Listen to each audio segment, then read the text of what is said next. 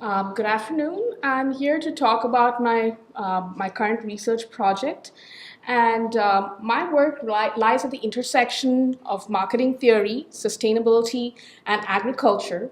And I'm specifically very interested in what are the effects of marketing on society at large and a whole host of different stakeholders. For instance, I've been working on food security related projects, and I've tried to discern what are the perceptions about low-income consumers about food security.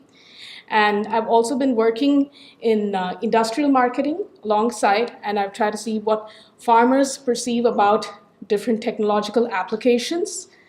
And now I'll also narrow down my focus to a recent paper published in the Journal of Business and Industrial Marketing, and the study was funded by the presidential initiative at Iowa State. And most of you would probably be familiar with some of the applications of big data technology in agriculture. It has become very relevant in today's world, especially in the midst of growing food insecurity, rising temperatures. However, marketing academics have not really delved deep into what is it that farmers perceive about big data technology. So my co-authors and I wanted to delve deeper into this, and we drew upon the diffusion of innovation theory, the technology acceptance model, and the service dominant logic. And we surveyed nearly 500 farmers in Iowa, and we're coming a full circle because diffusion of innovation research has been conducted in the Iowan agricultural context right from the 1940s. But we were trying to discern what is it that farmers perceive about big data technology in terms of the value as well as the risks. And we were able to discern a more holistic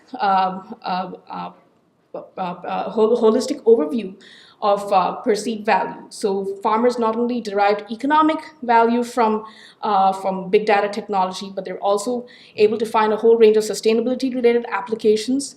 It made them more knowledgeable about managing their farms efficiently.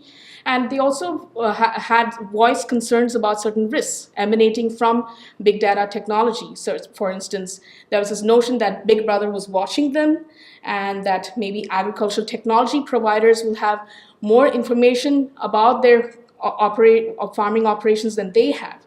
So there were both pros and cons that we could unravel. And at the same time, there are also trust-related issues. How much do they trust the technology by itself? How much do they actually trust these ag technology providers? So sometimes it was just a David versus Goliath situation.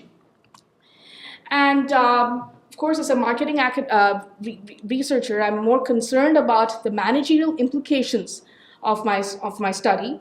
And what we found out was that farmers can actually differentiate themselves on how they deploy operant resources rather than operand resources. So typically in economic literature, there's some distinction between operand resources that are more physical in nature, like land and capital, whereas operant resources focus more on how entrepreneurs deploy their skill sets and knowledge. And we foresee that farmers will differentiate themselves, especially those specializing in corn and soy production, that they will differentiate themselves on how well they deploy operant resources. And we also explored some of the areas of value co-creation in ongoing qualitative studies. And we believe that technology providers can definitely work harder to enhance trust amongst farmers. Thank you.